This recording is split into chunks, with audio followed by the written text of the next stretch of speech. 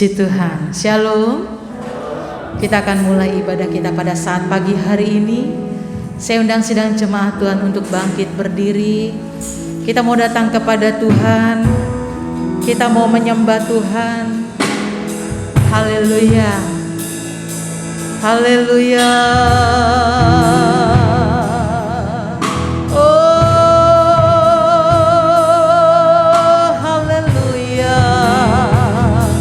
Ajaib Tuhan, kasih setia-Mu besar. Oh,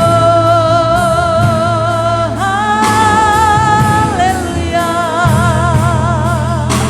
Kami sembah. Haleluya. Terima kasih Tuhan, terima kasih Yesus. Tuhan baik, Tuhan baik. Kami mau datang kepadamu Tuhan pada saat pagi hari ini.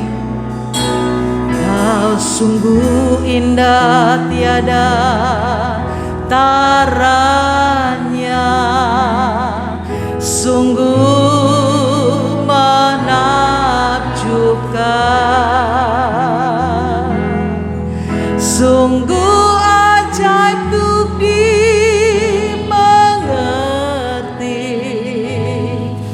lebih dari semua yang ada. Amin Tuhan. Hikmat-Mu tiada terselami, kasih-Mu dalam tak terduga. Kau sungguh indah tiada taranya,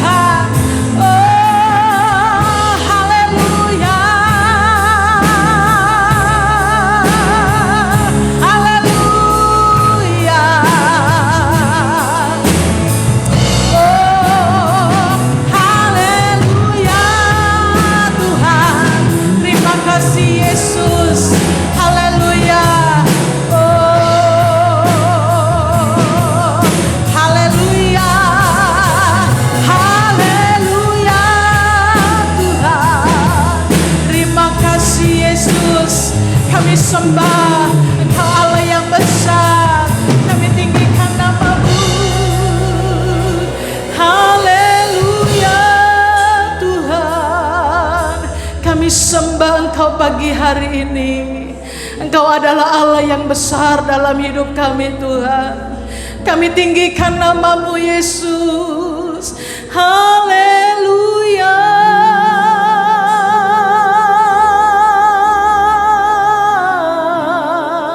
Haleluya. Oh, haleluya Yesus. Haleluya. Haleluya Yesus. Sebab Kau besar, perbuatan-Mu ajaib, tiada seperti Engkau, tiada seperti Engkau.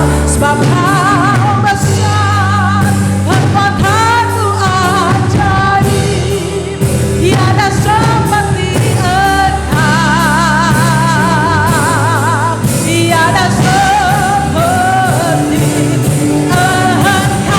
Sebab Kau besar, perbuatan-Mu ajaib, tiada seperti Engkau, tiada Allah yang seperti Engkau, tiada seperti Engkau. Sebab Kau besar, perbuatan-Mu ajaib, Engkau tiada seperti Engkau. Sebab Kau besar, haleluya.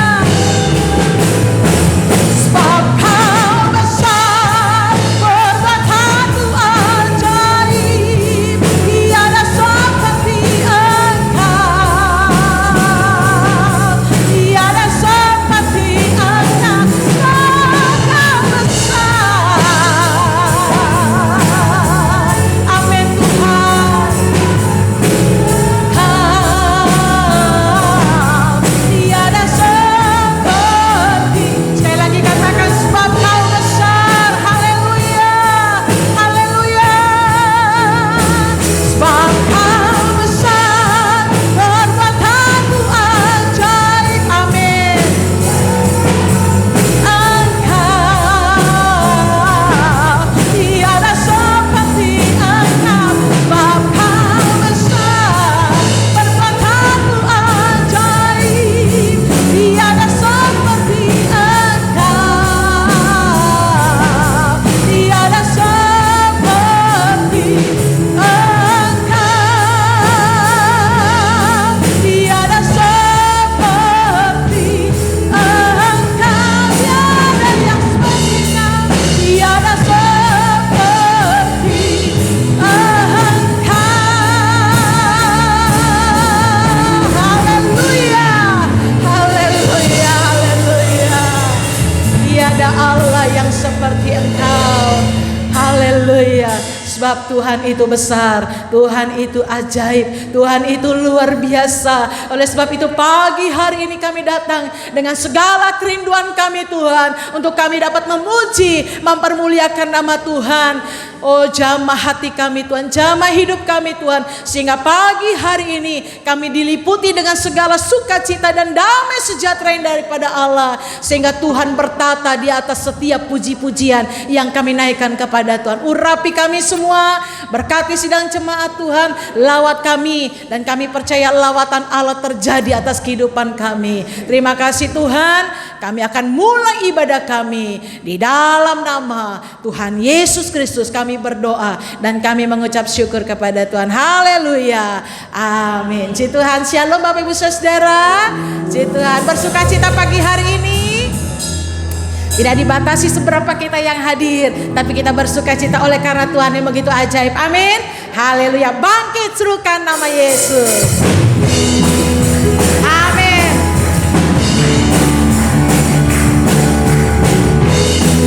Haleluya.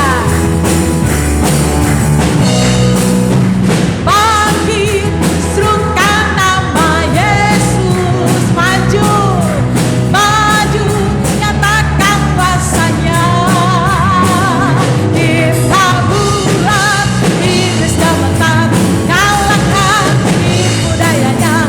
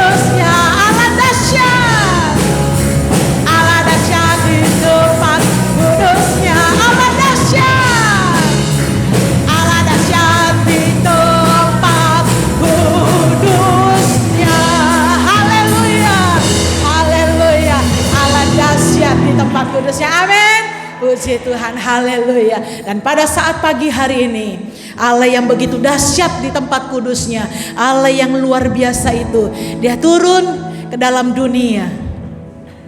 Dia lahir dalam hidup kita. Dia berikan nyawanya bagi saya dan kita semua. Dan pagi hari ini, karya terbesarnya Tuhan adalah keselamatan yang Tuhan berikan. Karya terbesar, haleluya Tuhan. Amin. Karya terbesar dalam hidupku, pengorbananmu yang selamatkanku. Engkaulah harta yang tak ternilai yang ku miliki dan ku hargai. Yesus, Engkau ku karya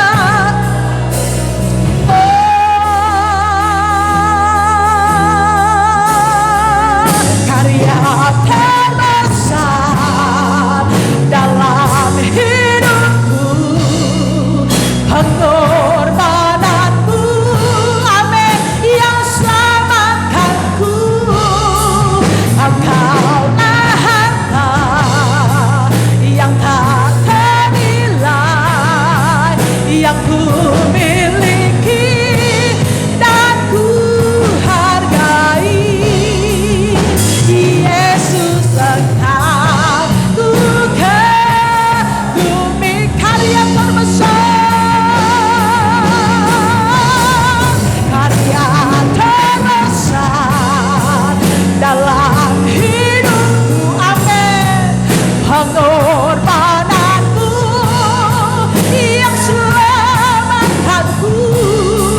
Engkaulah harta yang tak ternilai yang ku miliki dan ku hargai. Yesus, Engkau ku kagumi, karya terbesar dalam hidupku, pengorbananmu yang selamatkanku. Engkaulah harta yang tak ternilai yang ku miliki dan ku hargai. Yesus, ku kagumi. Karya terbesar Tuhan dalam hidup kita, Dia berikan nyawanya bagi menebus saya dan kita semua. Pengorbanan Tuhan yang begitu besar, pengorbanan Tuhan yang begitu ajaib. Dia selamatkan kita.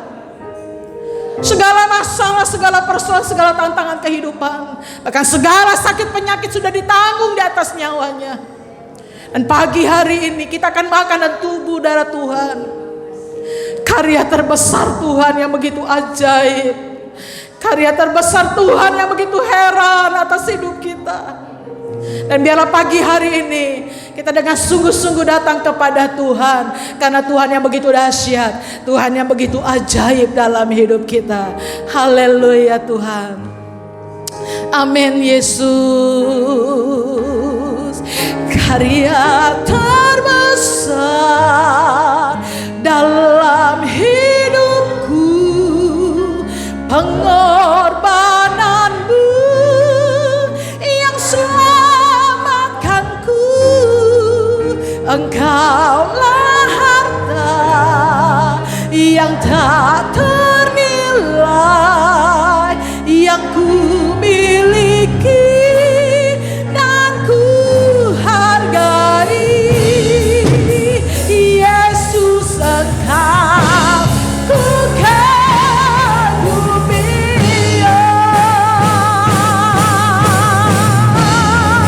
Karya terbesar, saya serahkan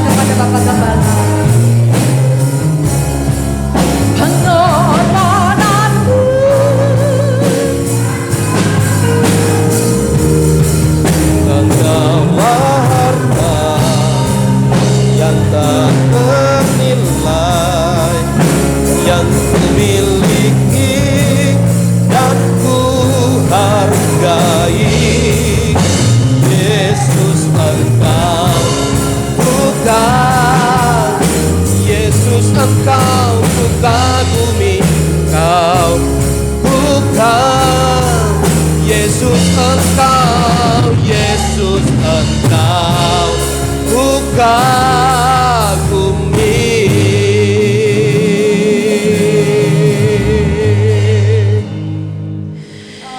Sorak-sorai dan kemenangan hanya bagi Allah yang layak menerima sembah dan pujian kami. Pagi hari ini biarlah kami bersama menikmati lawatan Allah, kehadiran Allah yang membuat kami bersukacita. Dan kami mempersiapkan seluruh hidup kami untuk berita firman Allah ditaburkan kepada kami sekalian. Itu sebabnya biarlah urapan Allah, kuasa Allah dinyatakan di tengah-tengah kami. Dan berikan Tuhan kepada kami hati yang mengasihi Engkau, sehingga segala bentuk firman yang datang kepada kami mendambakannya, kami haus dan lapar akan firman Allah. Karenanya kami minta kepada Tuhan agar Tuhan hadir di tengah-tengah kami sekalian. Segala penguasa yang bukan dari Tuhan kami patahkan dalam nama Yesus. Tuhan ada di tengah kami, melawat dan memberkati kami. Di dalam dan demi nama Tuhan Yesus kami berdoa. Amin. Silakan duduk Bapak Ibu Saudara sekalian. Salam. Salam. Baik, puji Tuhan. Ini adalah minggu yang pertama di bulan yang keempat atau bulan April. Bapak Ibu Saudara, ada banyak hal yang sudah kita lewati, entah suka dan duka, tetapi di atas semuanya itu ada karya Tuhan yang selalu dinyatakan bagi kita. Di dalam Injil Matius pasal yang ke-10, Injil Matius pasal 10 ayat 26 sampai ayat yang ke-28. Kita akan membaca ayat ini bersama-sama. Matius pasal 10 ayat 26 sampai ayat yang ke-28. Mari kita baca bersama-sama dalam hitungan yang ketiga. 1, 2, 3. Jadi janganlah kamu takut terhadap mereka, karena tidak ada sesuatu pun yang tertutup yang tidak akan dibuka, dan tidak ada sesuatu pun yang tersembunyi yang tidak akan diketahui. Apa yang kukatakan kepadamu dalam gelap, katakanlah itu dalam terang. Dan apa yang dibisikkan ke telingamu, beritakanlah itu atas atap rumah. Dan janganlah kamu takut kepada mereka yang dapat membunuh tubuh, tetapi yang tidak berkuasa membunuh jiwa. Takutlah terutama kepada Dia yang berkuasa membinasakan baik jiwa maupun tubuh di dalam neraka. Tuhan Yesus mengajar kepada kita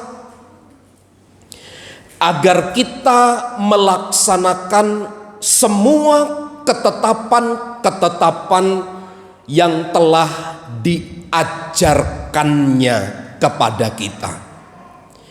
Khususnya di dalam ayat 26 sampai ayat 28, ini adalah berisi tentang bagaimana mereka harus bertindak, bagaimana mereka harus menyikapi, bagaimana mereka harus berespon tentang hambatan dan kesulitan yang mereka harus lalui dalam rangka mengkonfirmasikan diri mereka terhadap perintah dan ketetapan Tuhan. Untuk sebuah tugas dan ketetapan dari Tuhan, maka murid-murid Kristus harus tetap berjalan. Tidak boleh berhenti hanya oleh karena halangan dan rintangan. Mereka harus tetap menyuarakan berita kebenaran itu tentang Yesus yang mati dan bangkit dari kematian. Itu isi berita yang harus mereka sebarluaskan kepada banyak orang. Meskipun sekali lagi kesulitan demi kesulitan, baik dari dalam sendiri maupun dari luar dirinya, selalu bertubi-tubi menghantam mereka. Allah tidak berkehendak untuk mereka berhenti, apalagi berdiam diri terhadap kesulitan, terhadap hambatan itu. Sebab kenapa Allah di dalam Yesus Kristus itu kepada mereka telah diberikan kuasa, sehingga mereka disanggupkan, mereka dimampukan untuk menyelesaikan semua tugas itu dengan sempurna. Nah, salah satu kemampuan kekuatan mereka untuk melaksanakan berita Injil itu semata-mata bukan karena kekuatan dari makanan, dari asupan gizi yang mereka peroleh, yang mereka konsumsi, tetapi semata-mata hanya oleh karena kuasa dari Tuhan yang menyertai mereka. Itu sebabnya kalau mereka berhasil, tidak boleh ada sesuatu pun yang dapat dibanggakan dari keberhasilan dari dalam dirinya, tetapi semata-mata adalah Tuhan. Kalau semua orang bisa mendengar berita kabar baik itu, bukan berarti kita dapat, bisa dan mampu, tetapi karena Tuhan yang membisahkan kita, Tuhan yang membuat, yang mendorong hingga kita mampu sedemikian rupa. Nah, diawali dari ayat yang ke-26, untuk menghadapi semua halangan dan rintangan itu, para murid, para rasul diperintahkan begini, jadi janganlah kamu takut terhadap mereka. Jangan takut terhadap mereka. Siapa mereka? Mereka yang kita pelajari dari ayat 21 sampai ayat 25 kemarin adalah termasuk orang-orang yang terdekat, di mana mereka saling menyerahkan satu dengan yang lain untuk dihukum, untuk dibunuh. Tapi jangan takut terhadap orang-orang yang demikian. Kata takut di dalam bahasa Yunani dipakai kata phobeo. Kalau di dalam bahasa Inggris dipakai kata phobia. Sehingga kita mendengar di Indonesia dalam bahasa-bahasa yang kita dengar, kita juga mendengar istilah phobia. Nah, pengertian takut, phobeo atau phobia yang kita pahami itu adalah merupakan rasa takut yang sifatnya berlebihan yang terjadi pada seseorang terhadap sesuatu. Apakah ini berarti kita tidak boleh takut gitu? Kalau sepintas lalu mungkin rasa takut itu adalah sesuatu yang wajar. Itu naluri daripada manusia. Karena ada sesuatu yang membahayakan. Tetapi yang takut yang tidak boleh di sini adalah pada tingkat fobia. Rasa takut yang berlebihan terhadap sesuatu. Takut akan Biasanya fobia, takut yang seperti ini, Bapak Ibu Saudara, akan menenggelamkan manusia. Nah, pada batas-batas atau keadaan tertentu, pada batas normal, pada keadaan normal, setiap orang itu memiliki kemampuan untuk mengendalikan rasa takutnya. Kalau pada waktu malam akan ke belakang karena melewati tempat gelap dan menyeramkan. Biasanya salah satu cara anak-anak Tuhan menghilangkan rasa takut itu menyebut nama Tuhan. Dalam nama Yesus, dalam nama Yesus, Tuhan tolong, begitu. Untuk menghilangkan rasa takut. Nah, pada keadaan normal, setiap orang memiliki kemampuan itu untuk mengendalikan rasa takut. Sebab apa? Kita beranggapan ada satu kekuatan yang lebih besar daripada yang kita anggap menakutkan itu, yaitu Tuhan itu sendiri. Tetapi Bapak Ibu Saudara, apabila setiap hari kita terpapar secara terus-menerus dengan fobia ini, dengan rasa takut ini, maka akan menyebabkan sebenarnya terjadinya, dalam bahasa psikologi itu pakai fiksasi. Fiksasi itu adalah satu keadaan di mana mental seseorang itu terkunci. Yang saya maksud terkunci ini adalah biasanya seseorang itu tidak mampu mengendalikan rasa takutnya. Kalau sudah sampai titik nadir di mana orang tidak bisa mengendalikan rasa takutnya ini akan berefek tidak baik. Kalau kita membaca dalam ayat 26, janganlah kamu takut terhadap mereka. Mereka yang dimaksud itu bisa membunuh. Yang dimaksud mereka jangan ditakuti, mereka punya kapasitas, punya kekuatan, punya kemampuan untuk mengendalikan segala sesuatu. Inilah yang harus dihadapi oleh para murid-murid Kristus. Mereka memiliki potensi untuk mencabut nyawa, untuk membunuh. Ini efek yang bisa muncul, bisa ditimbulkan dari pihak-pihak yang disebut oleh Tuhan Yesus. Jangan takut terhadap mereka. Itu sebabnya Tuhan Yesus mengajar, kalau kamu takut jangan sampai berlebihan.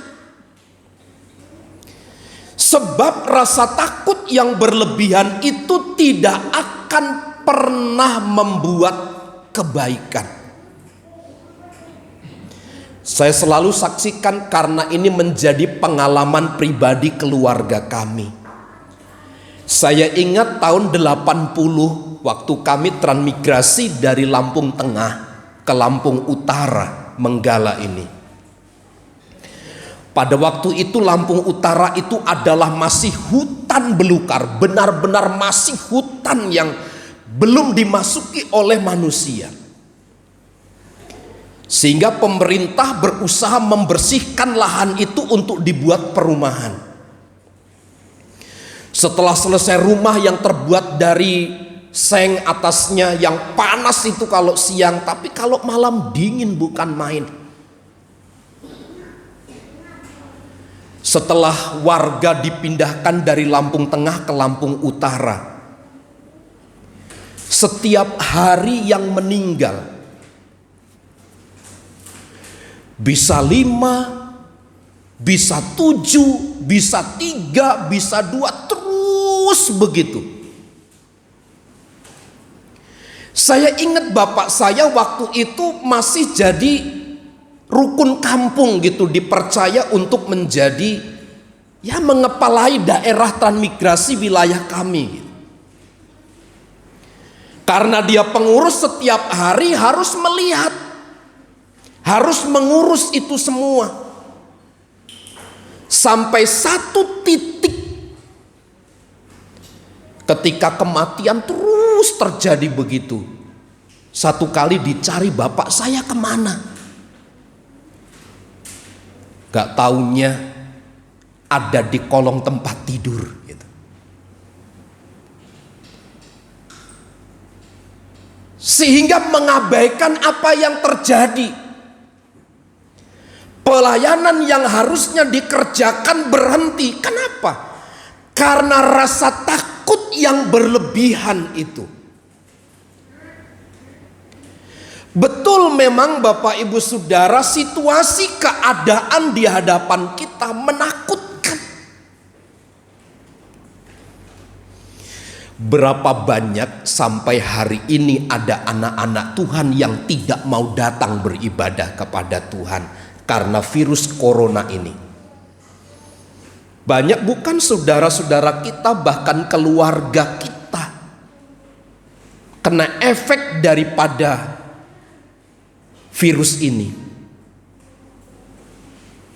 Dan tidak jarang di antara mereka yang kita kasih mendahului kita.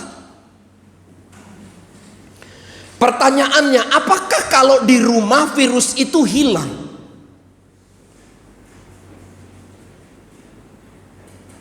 Saya ingat jadi perdebatan panjang memang. Di pasar itu tidak ada sekat Bapak Ibu Saudara. Apalagi sekarang ini, puasa ini, Bapak Ibu coba datang ke pasar.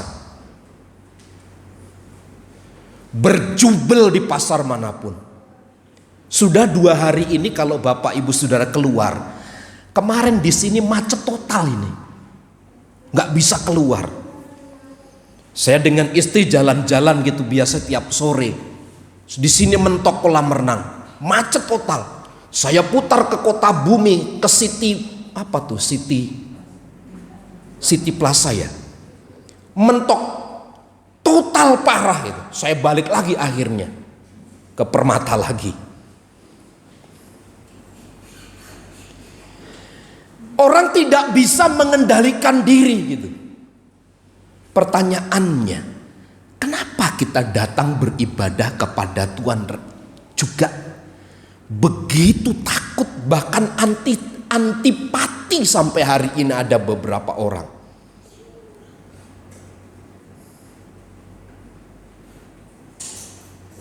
Seolah-olah kita menjadi orang yang bijaksana gitu. Hari ini Bapak Ibu Saudara untuk membedakan bijaksana, mana percaya, mana takut akan Tuhan, itu sulit dibedakan.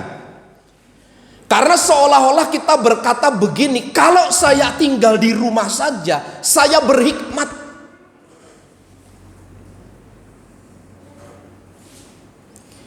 Orang tinggal di rumah juga bisa terkena virus gitu.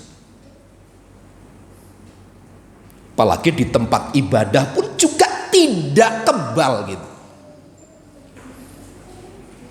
Sekarang kalau di rumah juga terkena, di tempat ibadah kita berbakti memuji Tuhan juga terdampak. Kita bekerja terdampak.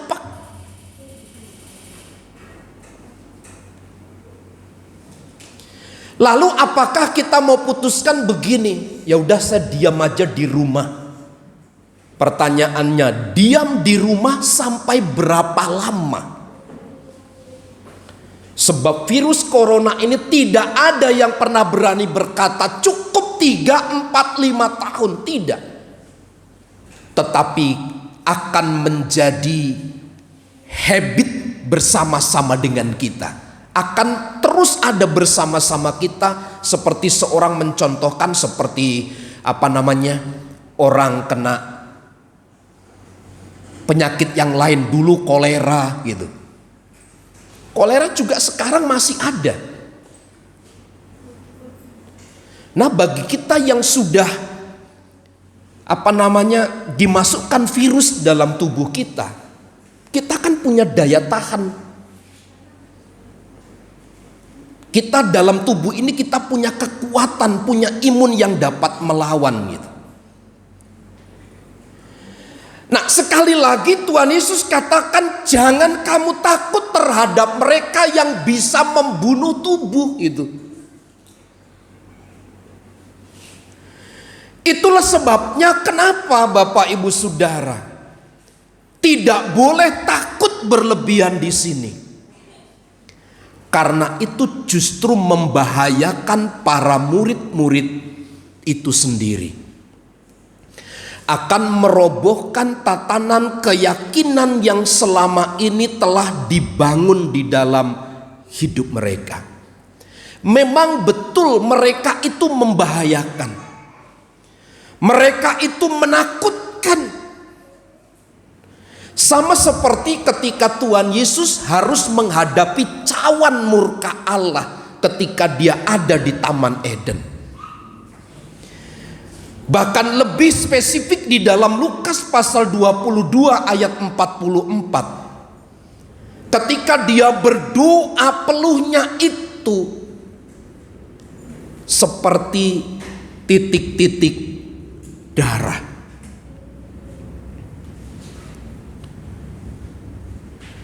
Kita diberikan contoh yang demikian, memang menakutkan cawan murka Allah itu. Dia yang tidak berdosa harus dibuat menjadi dosa. Dia yang tidak salah dipersalahkan. Ini sesuatu yang menakutkan. Tapi sekali lagi kita tidak boleh sampai kepada titik fobia. Rasa takut yang berlebihan. Sebab Tuhan berjanji di dalam ayat 23 seperti yang saya bahas kemarin, bahwa semua itu sifatnya hanya sementara. Sebab Tuhan berjanji akan membuka apa yang terselubung di dalam ayat 26, 27 itu. Tuhan berjanji bahwa orang jahat akan dibongkar kejahatannya. Pada saatnya nanti, pada penghakiman terakhir, dan orang benar akan mendapatkan upahnya. Cara kerja mereka yang dimaksud dalam ayat 26 itu adalah direncanakan secara tersembunyi. Tidak banyak diketahui, tidak di blow up di muka umum. Tetapi Tuhan berjanji akan membukakan apa yang terselubung, apa yang ditutup-tutupi itu. Di hadapan Tuhan semua transparan terbuka. Seperti pernyataan pemazmur, aku pergi ke dunia orang mati, jauh di sana di ujung bumi, engkau pun ada. Sehebat-hebatnya kita menutup diri Bapak Ibu Saudara, menutupi kesalahan, kekurangan, pasti satu saat akan terbuka juga. Nah, saya ingin sampaikan begini, bahwa Tuhan pernah berjanji kepada kita dalam ayat 27, kebenaran itu pasti akan menang. Cepat ataupun lambat, kebenaran itu sifatnya pasti dan akan tampil ke permukaan.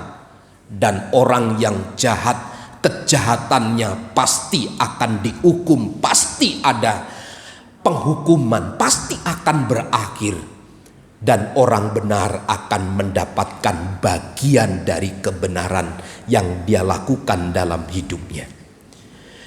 Ini kiranya menghibur setiap anak-anak Tuhan. Tidak perlu takut terhadap sesuatu yang menakutkan hari-hari ini. Yang termasuk bisa mencabut nyawa kita. Jangan takut. Kenapa? Tuhan berjanji kepada kita. Lalu di dalam ayat yang ke-28, dan janganlah kamu takut kepada mereka yang dapat membunuh tubuh, tetapi yang tidak berkuasa membunuh jiwa. Takutlah terutama kepada Dia yang berkuasa membinasakan baik jiwa maupun tubuh di dalam neraka. Injil Matius pasal 5 mengajarkan kepada kita tentang peristiwa kekhawatiran.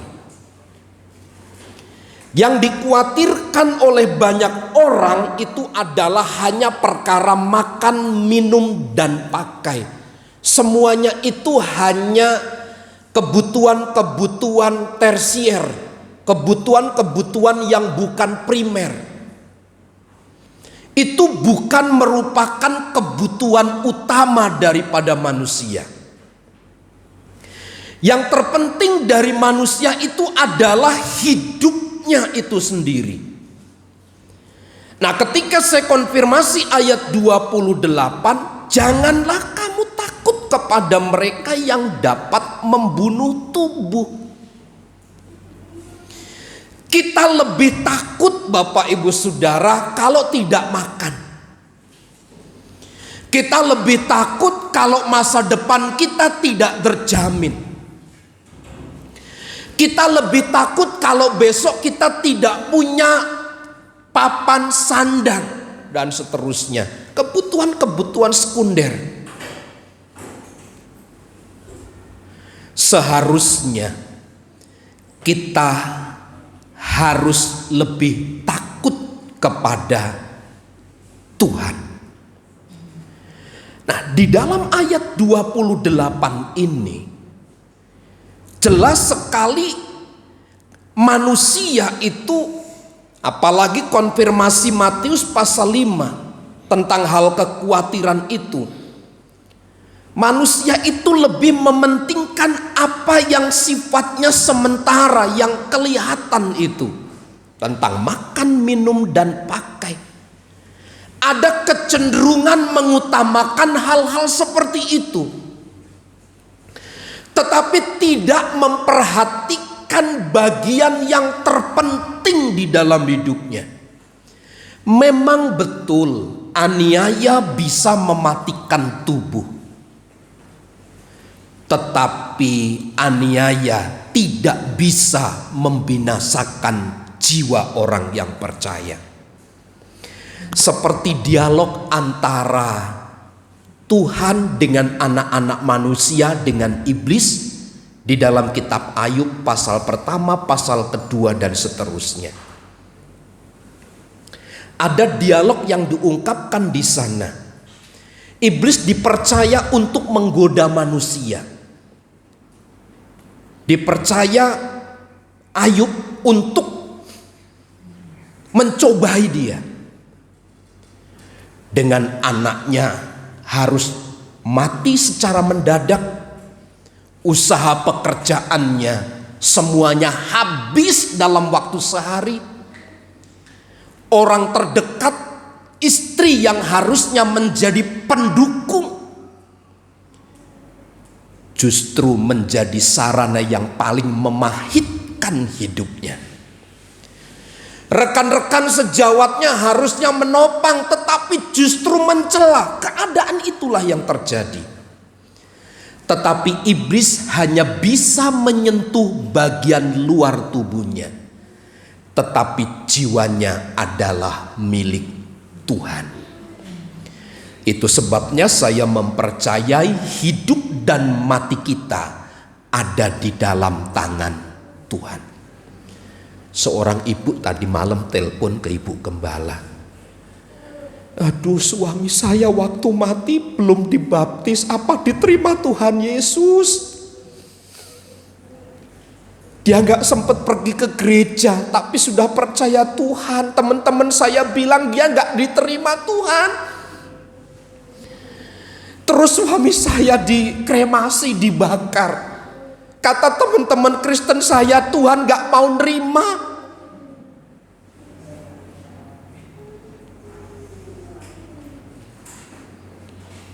Orang lebih memperhatikan hal-hal yang sifatnya lahiriah, jasmania.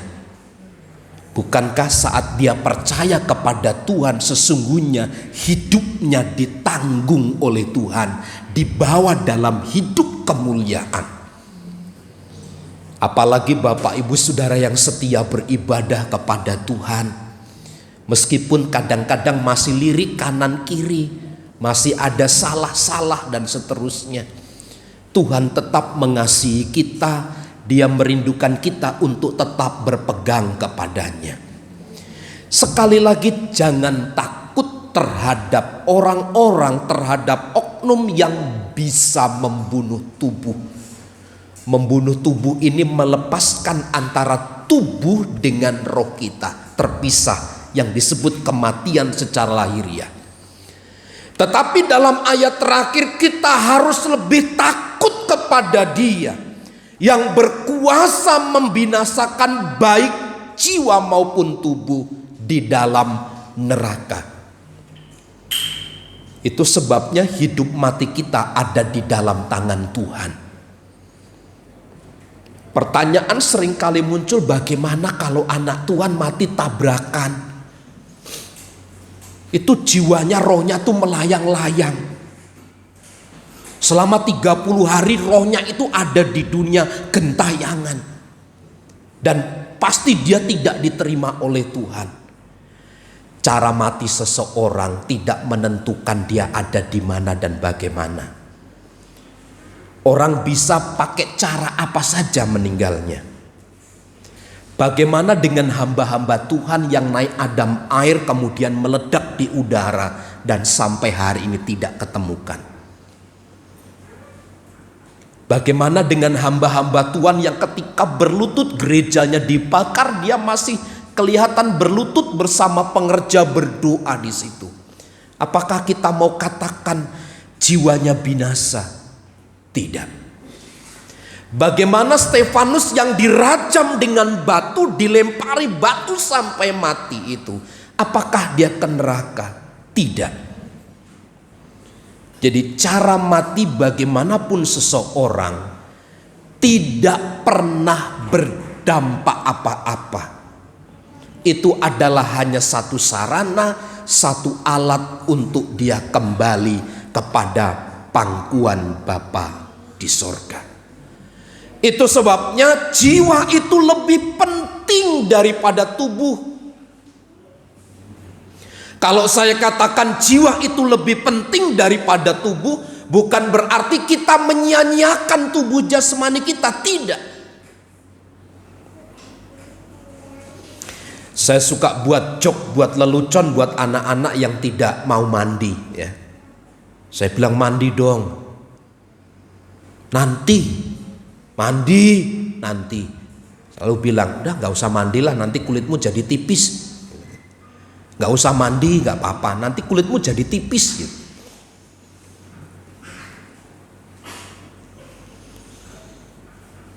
Bukan berarti kalau jiwa itu lebih penting daripada tubuh, kita sembarangan mempergunakan tubuh. Tidak. Kita harus tetap menjaga tubuh kita sebaik-baiknya. Kita juga harus menjaga dan merawatnya. Tapi tubuh itu bukan hal yang terpenting, tetapi jiwa di dalamnya. Itu sebabnya jangan terlalu kita memikirkan hal-hal luar pada diri kita, tetapi bagaimana dalam. Jangan hanya kita memikirkan makanan-makanan jasmani, tapi bagaimana makanan rohanimu yang bisa menghantarkan kita tetap kuat menghadapi segala tantangan itu.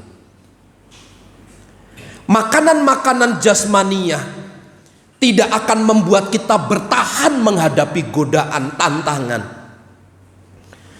Tapi makanan-makanan yang sifatnya rohani, Anda datang beribadah kepada Tuhan, mendengar berita firman Allah, Anda diteguhkan dan dikuatkan, dimampukan untuk bertahan. Dan saya percaya salah satu alasan yang tidak mungkin Bapak Ibu Saudara ungkapkan, Bapak Ibu ada di tempat ini karena Anda rindu dengan Tuhan, karena Anda dan saya mengasihi Tuhan. Kalau tidak kan lebih baik di rumah. Jam 8 pagi masih enak tidur, pasang AC dingin-dingin enak. Tapi kalau Anda dan saya ada di tempat ini adalah dalam rangka mengkonfirmasi betapa penting jiwa kita. Takut akan Tuhan itu menjadi lebih penting ketimbang takut kepada orang-orang yang dapat membunuh tubuh. Jadi takutlah kepada Tuhan yang bisa membinasakan baik tubuh dan jiwa kita ke dalam neraka. Nah, pagi hari ini Bapak Ibu Saudara, satu konfirmasi tentang pekerjaan Tuhan di dalam hidup kita. Dia yang telah mati, dia juga yang telah bangkit. Dia yang berkuasa memampukan dan menolong kita.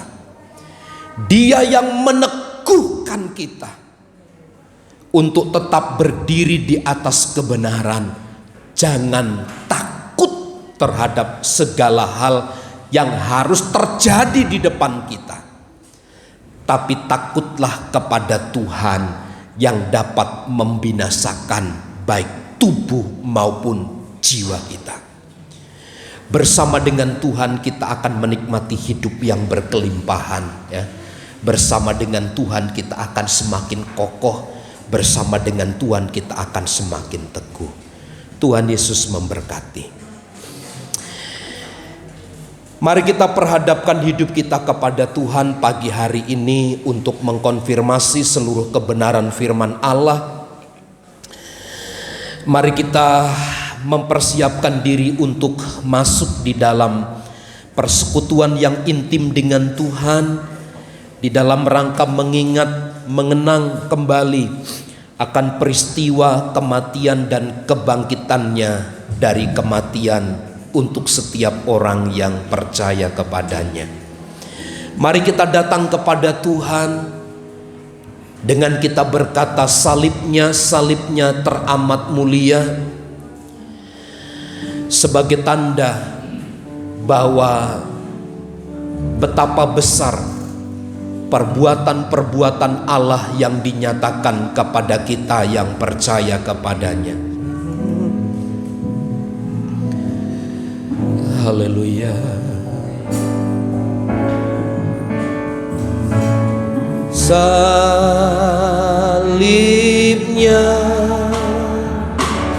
selamanya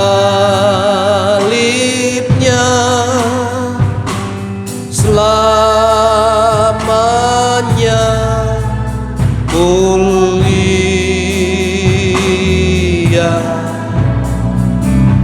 dosaku disucikan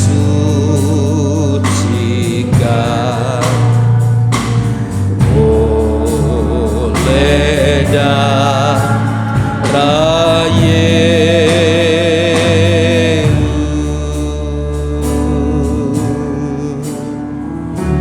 Salibnya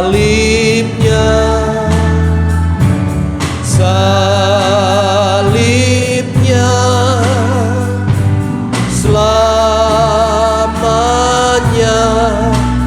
mulia,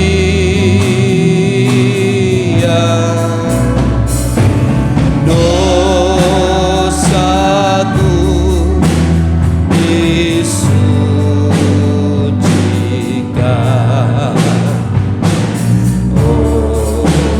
oleh darah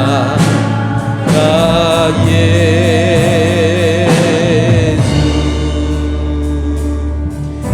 Saya mengundang pelayan-pelayan perjamuan untuk maju ke depan. Mari jemaat Tuhan kita bersama berdiri. Mari kita hampiri tahta kemuliaan dan kekudusan Allah. Mari kita mengingat, mari kita mengenang bagaimana pekerjaannya di atas kayu salib dalam rangka menebus segala pelanggaran dan kesalahan kita, dan Dia memberikan keselamatan yang kekal kepada setiap kita. Karenanya jangan takut terhadap apapun yang ada, yang terjadi di dalam dunia ini, meskipun itu membahayakan kita. Tapi tetap berdirilah di atas kebenaran dan takutlah hanya kepada Tuhan, karena Dia yang berkuasa, yang dapat membinasakan baik jiwa maupun tubuh ke dalam neraka. Pagi hari ini pertetapkan iman percayamu kepada Tuhan. Berharaplah kepadanya, karena Dia Allah yang adil, Allah yang akan menopang kita sekalian. Haleluya. Salibnya, salibnya selamanya mulia. Dosaku disucikan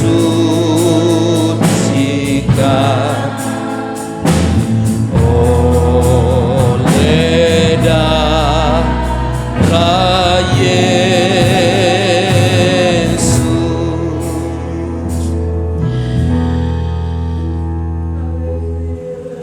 Setiap kebenaran firman Tuhan yang telah kami dengar, biarlah ini membimbing dan mengarahkan kami untuk selalu takut, untuk selalu berharap dan percaya sepenuhnya kepada Tuhan. Sebab kematian-Mu di atas kayu salib adalah alasan yang cukup kuat bagi kami untuk keselamatan jiwa-jiwa kami. Karenanya situasi yang kami alami, keadaan yang kami hadapi tidak akan mungkin menjauhkan kami dari Allah, tetapi akan menjadi alat yang paling baik bagi kami untuk semakin kami mendekatkan diri kami kepada Tuhan. Karenanya pagi hari ini kami mempersiapkan diri untuk makan minum sehidangan dengan Tuhan, untuk mengingat kembali akan peristiwa kematian-Mu di atas kayu salib yang menyelamatkan kami yang adalah orang-orang yang berdosa. Pagi hari ini sekali lagi kami perhadapkan hidup kami kepada Tuhan. Biarlah Tuhan disanjung dan ditinggikan di dalam seluruh hidup kami. Pakai pelayan-pelayan perjamuan yang akan menghantar berkat perjamuan kepada setiap umat-Mu, dan setiap tangan yang mengambil di dalamnya dengan iman, bubui berkat di atasnya. Kami lakukan perjamuan kudus pagi hari ini di dalam nama Allah Bapa, Putra dan Roh Kudus, yaitu di dalam nama Tuhan Yesus Kristus. Amin. Jemaat Tuhan dipersilahkan duduk kembali. Kita menaikkan pujian ini kembali. Salibnya, salibnya teramat mulia.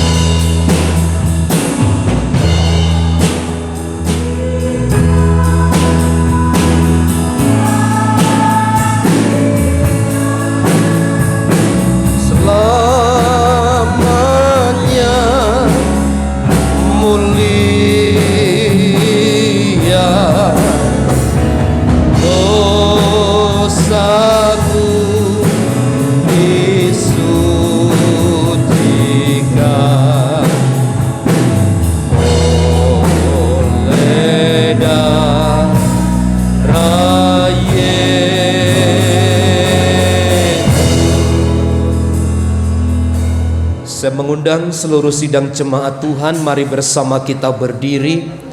Mari kita mengangkat roti di tangan kanan kita yang adalah melambangkan tubuh Tuhan. Tubuh yang terpecah-pecah, yang didera, yang mengalami aniaya. Tubuh itulah yang diberikan kepada semua umatnya sebagai tanda pengampunan dosa dan dilayakkan kembali untuk menghadap kekudusan Allah. Sebab apa yang telah kuteruskan kepadamu telah aku terima dari Tuhan, yaitu bahwa Tuhan Yesus pada malam ia diserahkan mengambil roti. Sesudah itu ia mengucap syukur atasnya, ia memecah-mecahkannya dan berkata, "Inilah tubuhku yang diserahkan bagi kamu. Perbuatlah ini menjadi peringatan akan aku." Mari kita makan dengan iman dalam nama Yesus.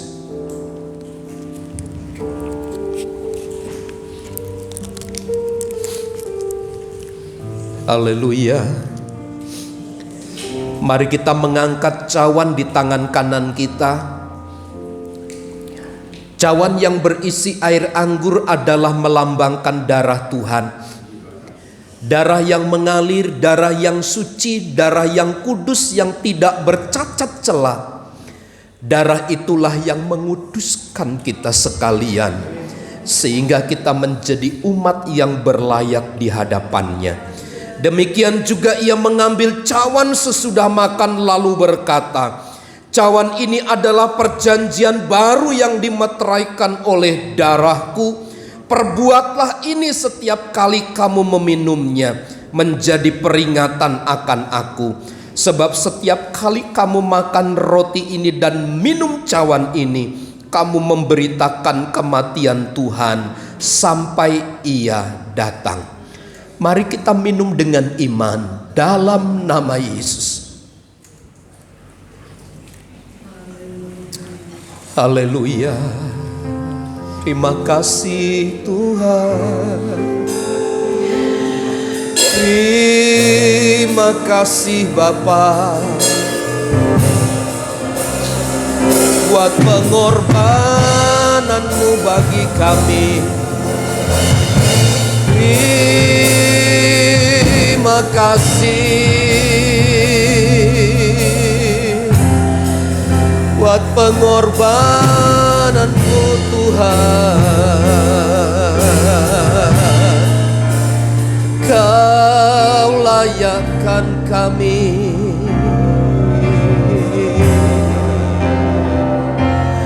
Haleluya, haleluya, haleluya, haleluya, haleluya, haleluya, haleluya, haleluya.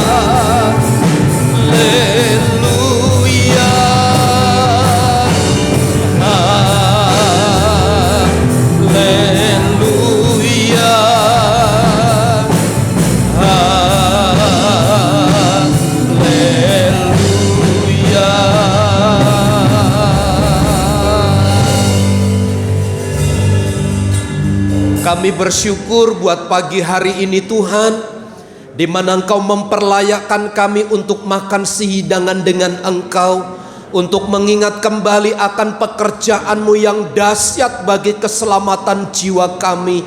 Kematian-Mu di atas kayu salib adalah tanda kasih yang terbesar bagi kami. Karenanya biarlah kami tetap percaya kepada Tuhan, tetap bersandar dan berharap kepada Tuhan.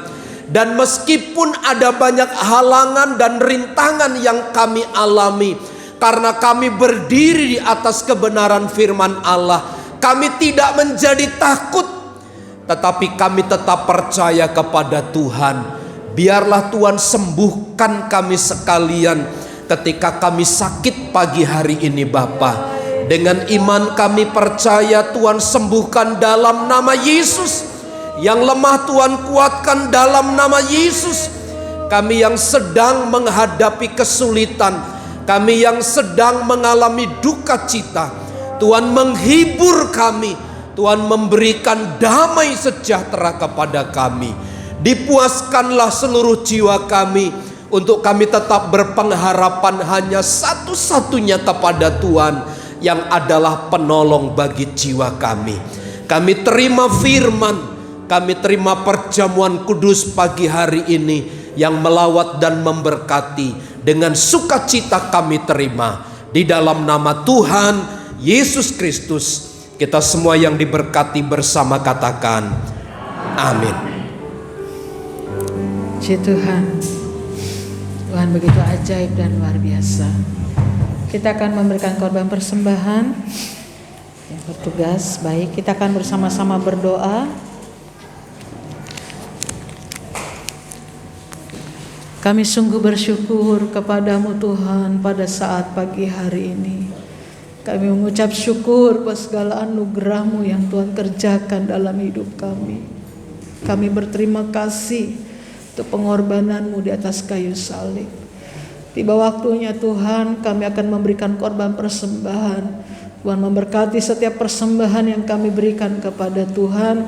Kami percaya persembahan yang kami kembalikan kepada Tuhan, baik persembahan ucapan syukur, baik persembahan persepuluhan, baik persembahan-persembahan yang kami berikan kepada Tuhan, biarlah itu menjadi menyenangkan hati Tuhan, bahkan dapat menopang pelayanan pekerjaan Tuhan di tempat ini. Memberkati usaha kami, memberkati pekerjaan kami, memberkati kesehatan kami, bahkan Tuhan yang memberkati setiap keluarga dan rumah tangga kami.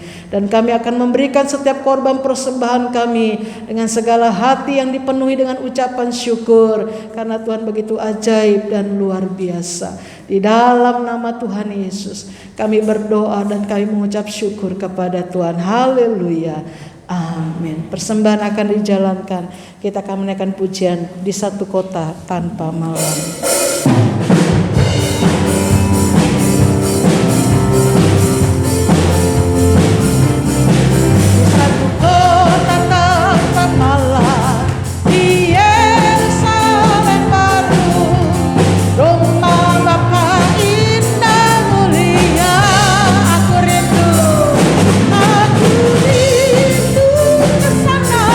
Bersama Yesus Tuhanku, aku rindu.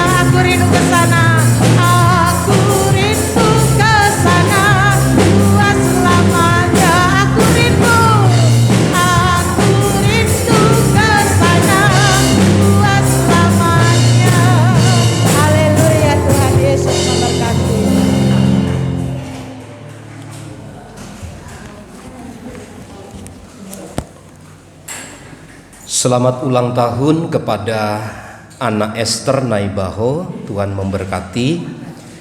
Kemudian juga saudara Uli Rohani, selamat ulang tahun juga sama tanggalnya, tanggal 1 April ya. Tuhan Yesus memberkati. Pasca tanggal berapa? Pasca tanggal berapa? Pasca 25 lagi. Lupa tanggal.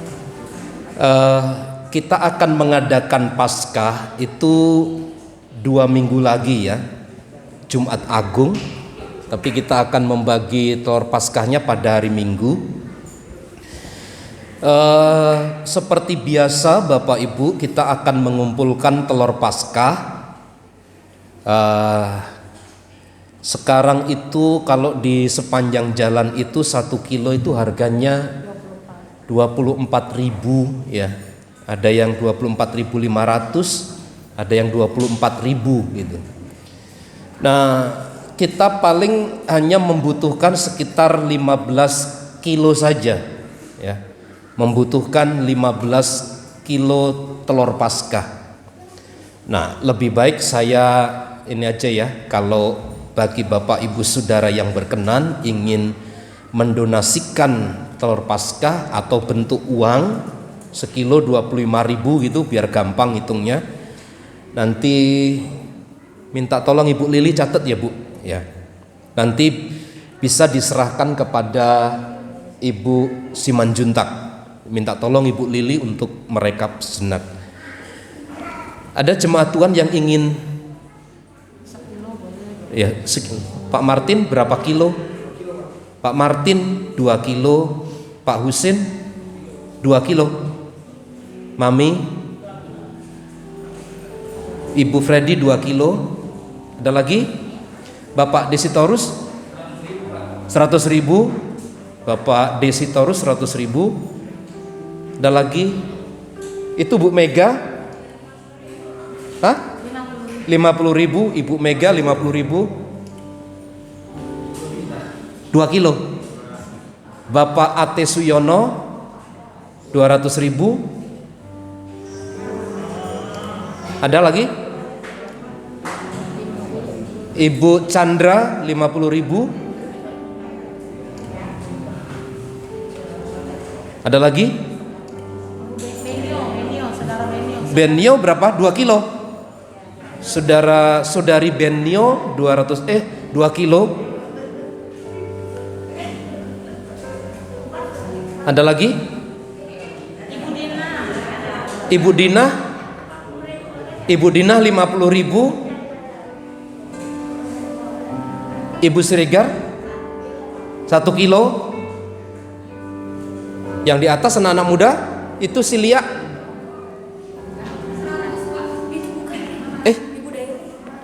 Sorry, mohon maaf. Waduh, mata saya kena lampu ini. Ibu Daily, sorry, aduh mohon maaf. 100. Ibu Daily 100.000.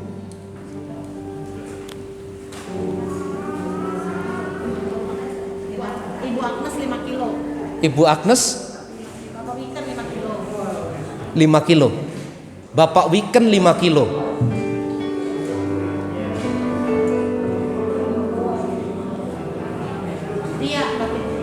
Saudari Lia 50.000. Hah? Floren 2 kilo. Saudara Filipus 200.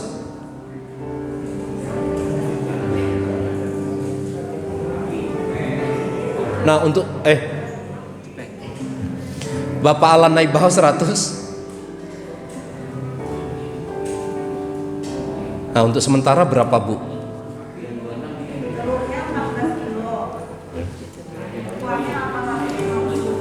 Oke, sudah. Ya, nanti dibelikan snack sama air ya. Nanti untuk kalau makan telur aja takutnya keselak kan, harus ada airnya. Harus ada airnya. Tapi sebenarnya bukan masalah telur dimakan keselaknya sih.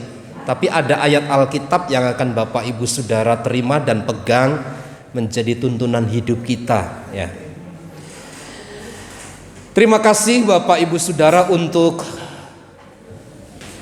donasinya bagi Paskah kita tahun ini. Tuhan Yesus memberkati. Jika nanti di rumah masih ingin tiba-tiba Tuhan gerakkan saya pingin gitu, silakan bisa menghubungi Ibu Lili atau Ibu Simanjuntak ya. Tuhan Yesus memberkati. Mari bersama kita berdiri, kita akhiri ibadah kita dalam doa. Segala puji, hormat, syukur, segala puji, hormat, syukur ku naikkan kepadamu,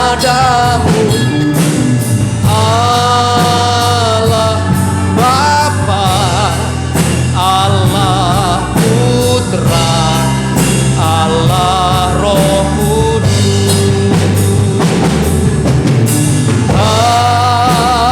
Haleluya,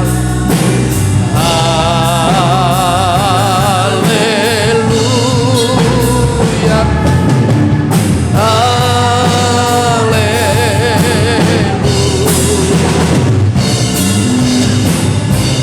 Gaya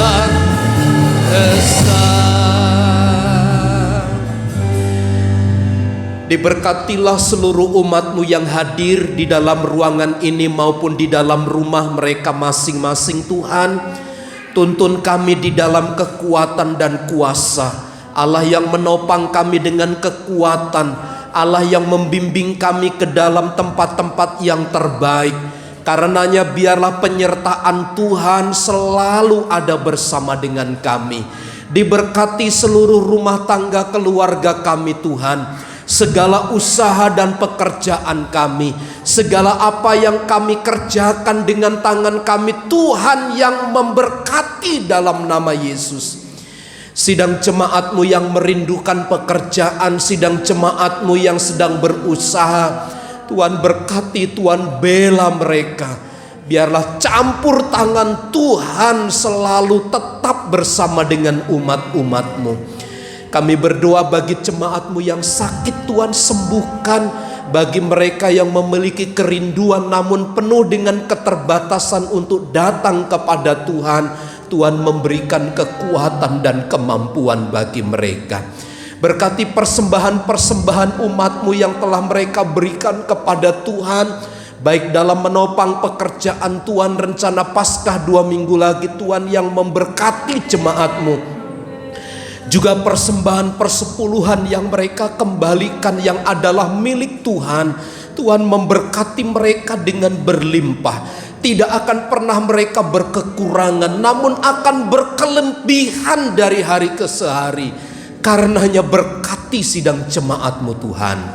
Sebentar kami akan tinggalkan tempat ini. Damai sejahtera Allah menjaga hati dan pikiran kami. Berkati gereja-gereja Tuhan dimanapun berada.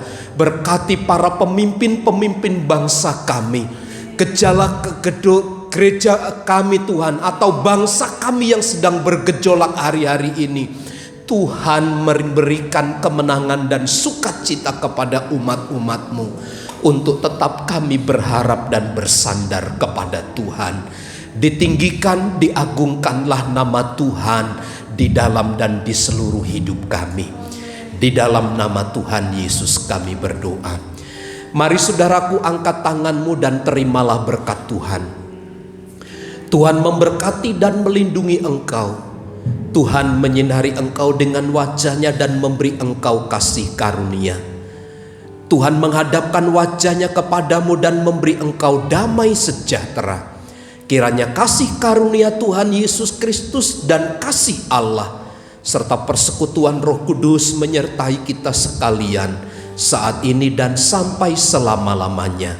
Kami terima segala berkat Tuhan di dalam nama Tuhan Yesus Kristus. Kita semua yang percaya dan diberkati bersama katakan amin. Bapa, terima kasih. Bapa,